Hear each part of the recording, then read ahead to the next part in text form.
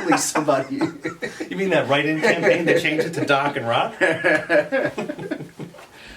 Well, Trudy has a question. Okay. My dad is 80 years old, and I'm worried he's addicted to pain meds. He fell 3 months ago, and lately he's been listless and slurring his speech. Wow. Also, he's a psychiatrist, and he thinks he knows better. Okay. I know how that is. I don't. But the question is, how can I help him? Okay. Trudy. Well, that's a sticky question. That is a tough one. You know, he's an older guy. Mm-hmm. Obviously, if he fell, you know, I'm going to assume he may be fragile. You know, Yeah. frail, and he's taking sounds like opiate pain medication, which he may need. I mean, if he's in pain, you know.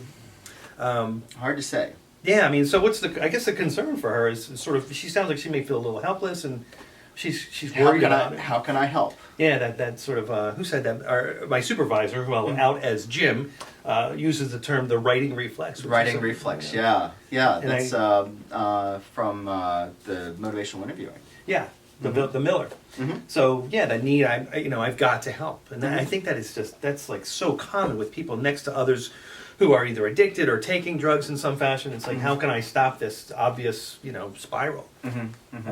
Yeah, kind of getting out of feeling helpless by looking to help. Yeah, I got to do something. Yeah, so I think this generalizes to a lot of people who feel like they've got to do something and in a way kind of take ownership of someone else's problems. Yeah. So. And it can also be a distraction. I'm not saying that's Trudy's case, but also, if I look at your problems, I don't have to look at my own life.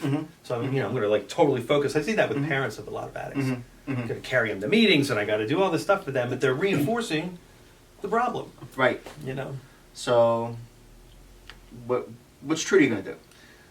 Well, Trudy, I can't tell you what to do, right? Because no one can tell me what to do. But I would suggest that you get a little more information. I think that there's obviously not enough in the question for us to do any type of assessment on Dad, right?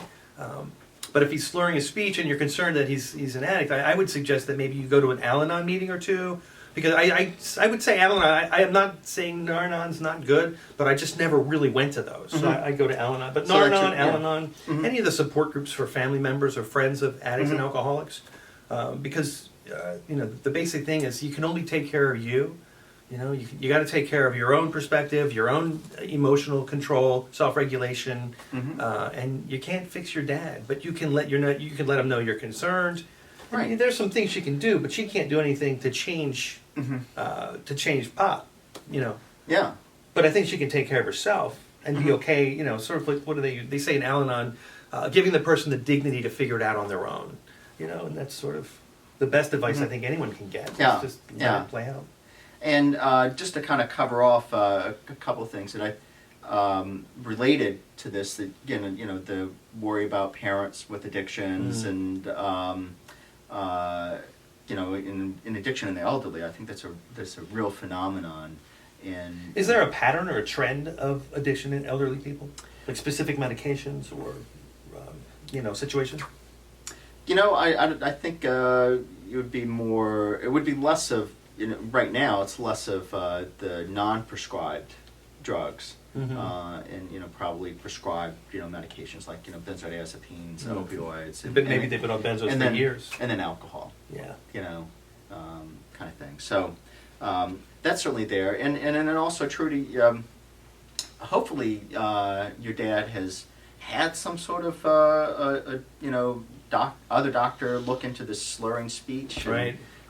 He's 80. He's 80. Could have had a stroke. Maybe that's part of the reason he fell. It's so there's other things that could be related to this as well. But even so, I mean, you're still struggling by my read of your letter that of you needing to do something to fix him, and that's a tough place to be. You really can't, you can't make him do anything.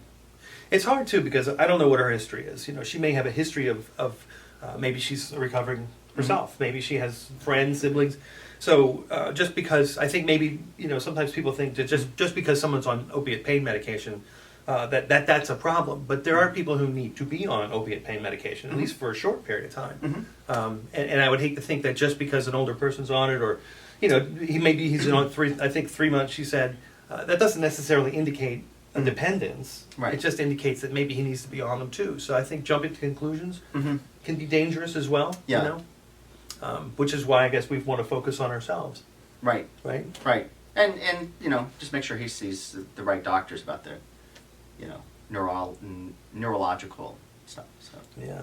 So it's a heavy question, and it's hard to really dig into without having Trudy here to ask her a bunch of questions.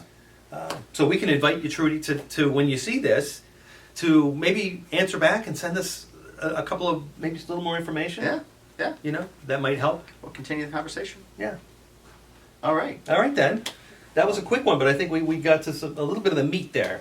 We kept it short and sweet. Short and sweet. All right. Well, until next time, I am Doc. And I like you because I called you Doc. You did. And I'm Roc. And I'm not sure if he likes me. I like you. Do you? Yeah. All right, cool.